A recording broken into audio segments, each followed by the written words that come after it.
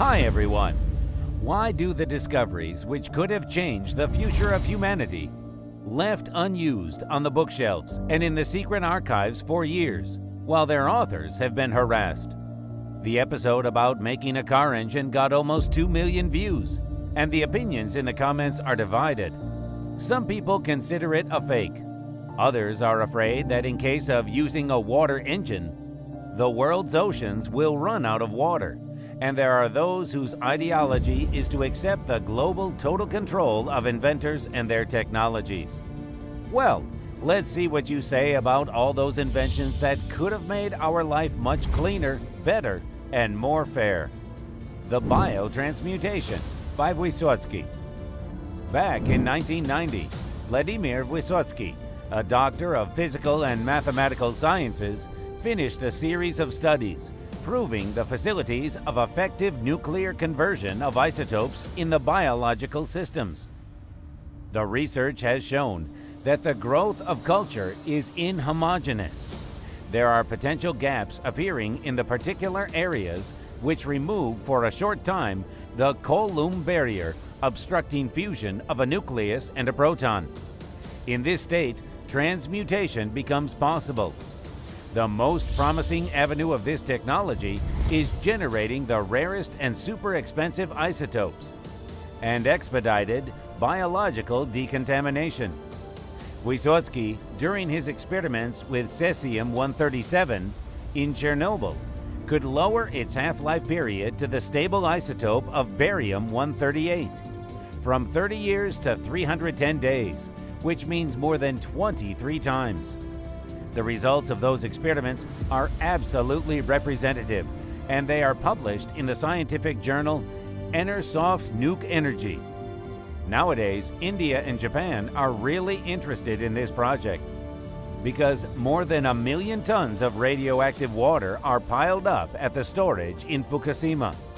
But the perspectives of this project aren't too bright, since the laboratories and corporations synthesizing the rarest isotopes in a traditional way for billions of dollars don't hurry up to admit it. Cold nuclear fusion. On March 23, 1989, two scientists from Utah University, Flashman and Poltz, declared about achieving the abnormally high temperature during the nuclear reaction, which was carried out without using extra high temperatures and energy. But their experiments have been found unrepresentative. Meanwhile, in 1957, Ivan Filimonenko proposed the technology of uraneless nuclear fusion of helium from deuterium on the heavy water at 1010 degrees Celsius. The best specialists from the 80 biggest factories in the USSR were involved in the National Unified Program on implementation of the scientists' ideas. But after a series of deaths of Kurchatov, Korolev, and Zhukov, firstly the project was suspended and then shut down by 1968. To discourage Filimonenko from working with RIS and fuel monopolists, they discharged him and imprisoned him for 6 years. In 1969, 4 days after Poltz and Flashman's scandalous conference, Filimonenko was invited to the Scientific Development and Production Center, RAY, in Podolsk, where he decided to recreate two thermal emission power plants, 12.5 kilowatts each. However, the country collapsed, and a few years later, they dismantled the two working samples and sold for the price of scrap iron. The Banks engine. Back in 1948, two steelworkers, Kurdyumov and Henderson, proposed the alloy that could reshape after significant plastic yield and high heating.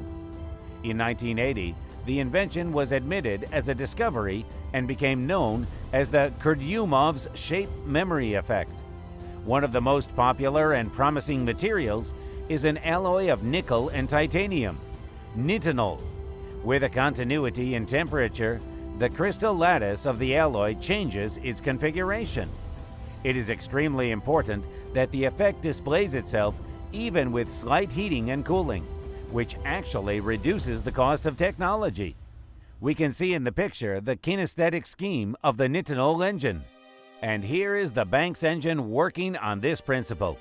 The seas and the oceans could have already been the natural free energy sources for such engines long ago if the government had been interested in cheap energy.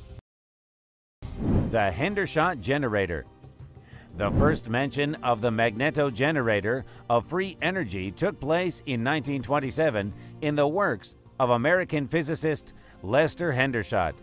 A year later, he built the prototype of a little generator and could power 2 regular lamps, 110 kilowatts each.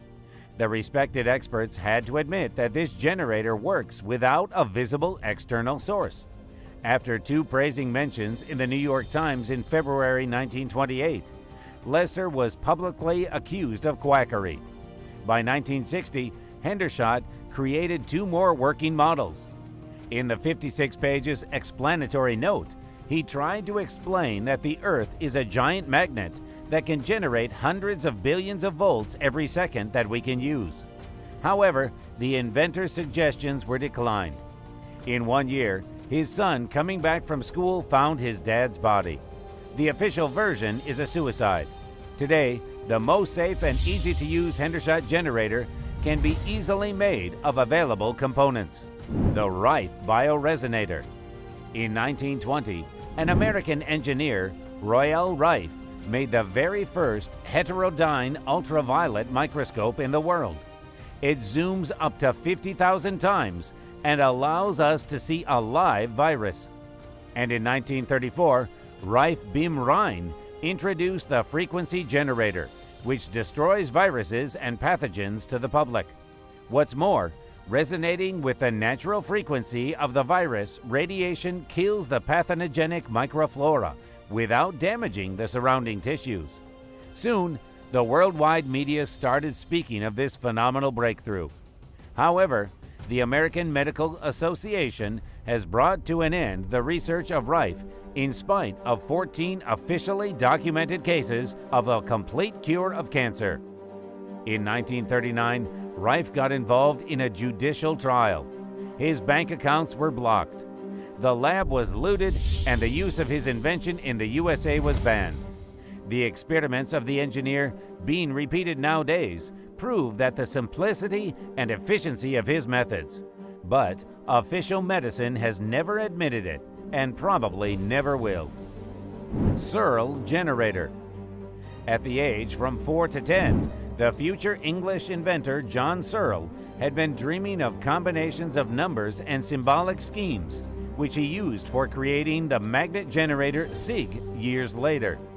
The flow of electrons in the device produces the interacting independent magnet field of immobile annular magnet and freely whirling magnetic rollers. Searle was about to invent the generator of free energy, but instead, he suddenly discovered the anti-gravitation effect. 6 of his first models flew away in the sky. But then he created the guidance system and launched 41 discs on remote control during the period of 1968 to 1973. We are going to build a vehicle for a few people, but later it will develop into a shuttle capable of taking 2,000 people aboard and getting them from New York to London in 20 minutes. The media, having been filming almost all of Searle's launches, now declared him a dreamer and loony. In his 82 years, Searle was charged with stealing electronic energy and jailed for 10 months, even though he had been charging his house with his own independent generator. During this time in jail, they shut down his laboratory and liquidated Searle's archives for the same reason. One day, pocket generators of electricity charging our houses and cars will be able to help us get rid of dependence on electro-producing companies completely. But where are the witnesses? This is the point. There are too many witnesses. They don't want to draw attention. They have read a lot about people in black breaking into houses, destroying and burning everything. It is fear. They are scared. We are told that once a breakthrough technology is invented, it instantly gets the commercial development and goes to a consumer. But these examples show that true inventions of so-called closing technologies are being tracked and ceased. What is it for? This is how someone keeps the established order of things by the pretext of protecting from unemployment and the collapse of the global industrial and technological chain. Most people have to keep working hard as the robots for the elite, burning expensive oil in outdated machines and losing their human form, sinking in the amusing multimedia information. Or maybe it is another unfounded conspiracy theory, and all those inventions are fake. After all, you're watching this video on a computer or on a cell phone. So why aren't digital technologies forbidden? Share your opinion on this question in the comments and send the video to your friends. What do they think about it? But for now, see you in the next video on our channel, and we recommend setting up notifications so as not to miss new episodes.